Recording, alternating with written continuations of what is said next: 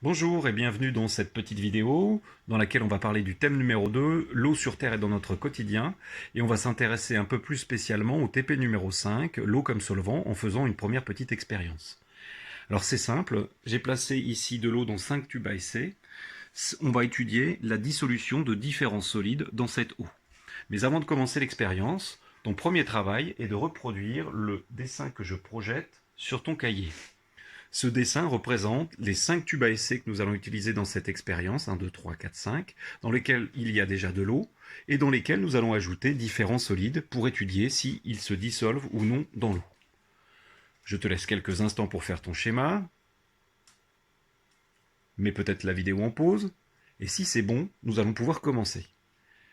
Plaçons, à l'aide d'une petite cuillère, un peu de ce premier solide, qui est du sel, dans le premier tube à essai.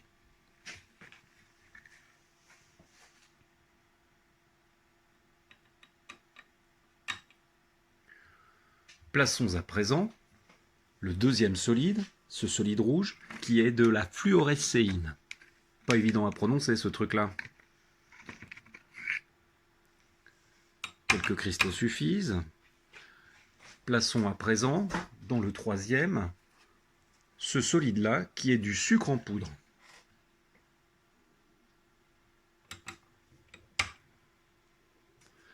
Introduisons maintenant dans le quatrième tube, ce solide-là, qui est du sable.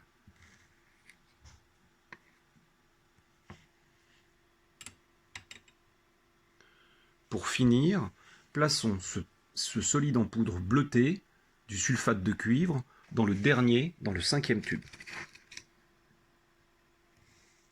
Hop, une bonne cuillerée. Bouchons et agitons chacun de ces 5 tubes.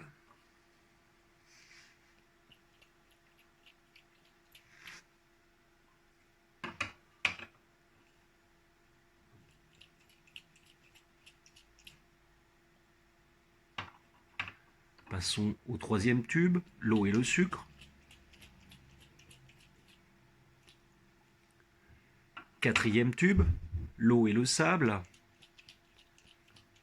Il faut agiter fermement. Dernier tube, l'eau et le sulfate de cuivre.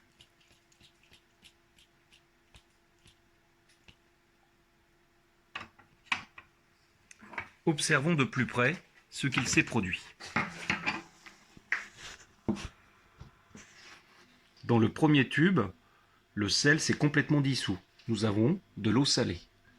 Dans le deuxième tube, la fluorescéine s'est elle aussi totalement dissoute. Nous avons de l'eau jaune fluo.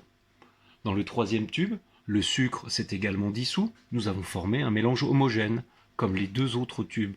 Ce mélange homogène, c'est de l'eau sucrée.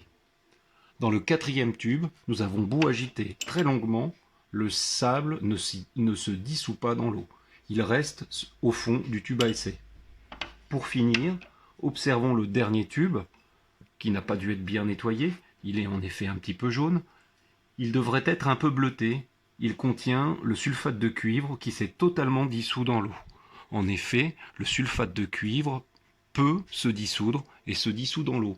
On dit que l'eau est un bon solvant. Je te laisse compléter ton dessin d'observation en dessinant le contenu de chacun de ces 5 tubes. N'oublie pas de représenter clairement le sable qui ne s'est pas dissous dans le quatrième tube. Ici, la solution devrait être un peu plus bleue. Là, la fluorescéine a rendu le tube tout jaune. Pour finir, ton travail sera de recopier la diapo numéro 2 du TP numéro 5. Dans cette diapo, tu apprendras que certains solides, par exemple le sel et le sucre, sont solubles dans l'eau. On dit alors que l'eau, qui est capable de dissoudre de nombreux solides, est un bon solvant. Tu as déjà dû entendre ce terme de solvant, peut-être de dissolvant pour le vernis à ongles par exemple. Les solides solubles dans l'eau sont appelés des solutés. C'est un terme très technique. La dissolution d'un soluté dans un solvant forme ce que l'on nomme une solution homogène. Un solide qui n'est pas soluble dans l'eau, tel que le sable, forme un mélange hétérogène. Voilà, tu connais beaucoup de choses à présent, tu vas pouvoir faire des exercices.